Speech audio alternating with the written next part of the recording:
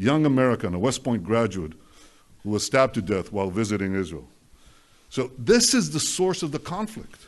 The persistent Palestinian refusal to recognize a Jewish state in any boundary, this persistent rejectionism, that's the reason we don't have peace. Now that has to change. I want it to change. Not only have I not abandoned these two prerequisites of peace, they've become even more important because of the rising tide of fanaticism that has swept the Middle East and has also, unfortunately, infected Palestinian society. So I want this to change. I want those two prerequisites of peace, substance, not labels. I want them reinstated. But if anyone believes that I, as Prime Minister of Israel, responsible for the security of my country, would blindly walk into a Palestinian terrorist state that seeks the destruction of my country, they're gravely mistaken.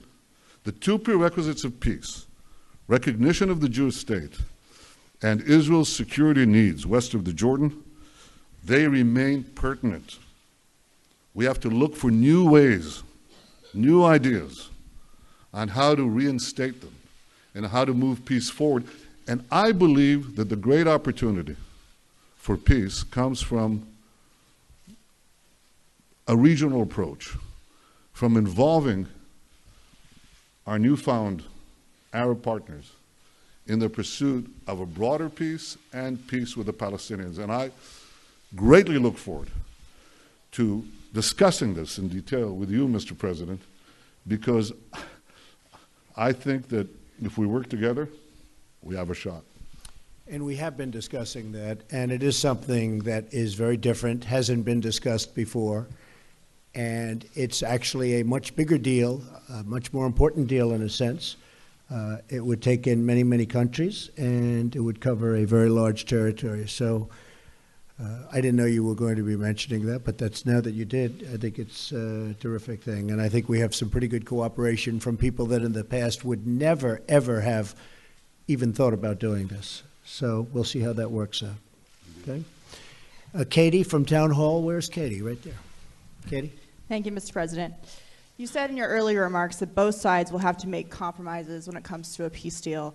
You've mentioned a halt on settlements. Can you lay out a few more specific compromises that you have in mind, both for the Israelis and for the Palestinians? And Mr. Prime Minister, what expectations do you have from the new administration about how to either amend the Iran nuclear agreement or how to dismantle it altogether, and how to overall work with the new administration to combat Iran's increased aggression, not only in the last couple of months, but the past couple of years as well?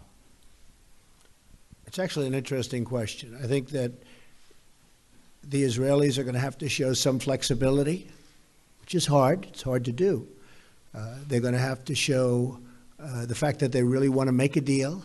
I think our new concept that we've been discussing actually for a while is something that allows them to show more flexibility than they have in the past, because you have a lot bigger canvas to play with.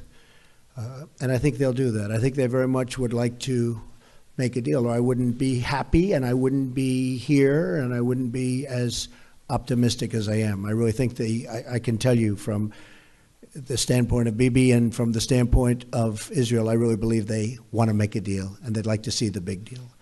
I think the Palestinians have to get rid of some of that hate that they're taught from a very young age. They're taught tremendous hate.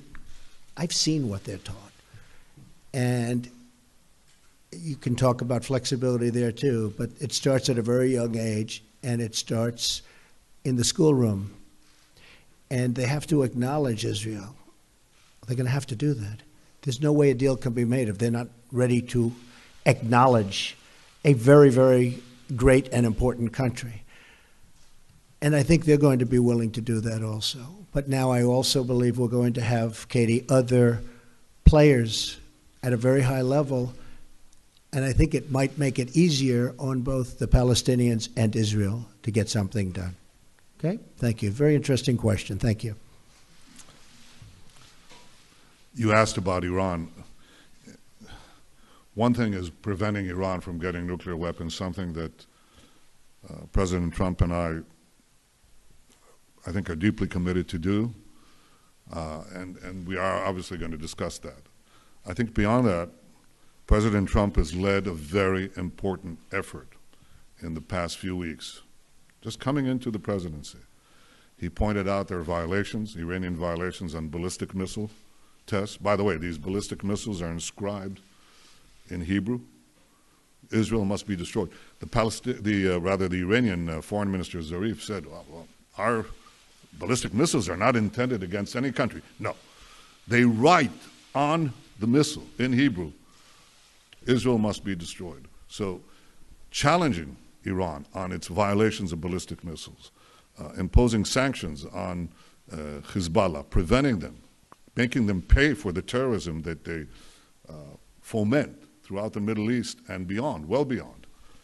I think that's a change that is clearly evident since President Trump took office. I welcome that. I think it's, let me say this very openly, I think it's long overdue.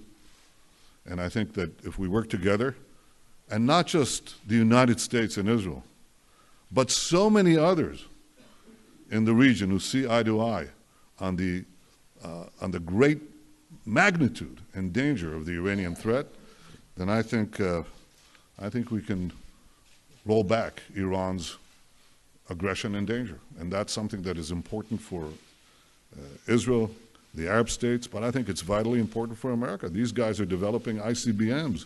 They're developing, they want to get to a nuclear arsenal, not a bomb, 100 bombs. And they want to have the ability to launch them everywhere on Earth, and including, and especially, eventually, the United States. So this is something that is important for all of us. I welcome the change, and I intend to work with President Trump very closely so that we can thwart this danger. Great. You have somebody?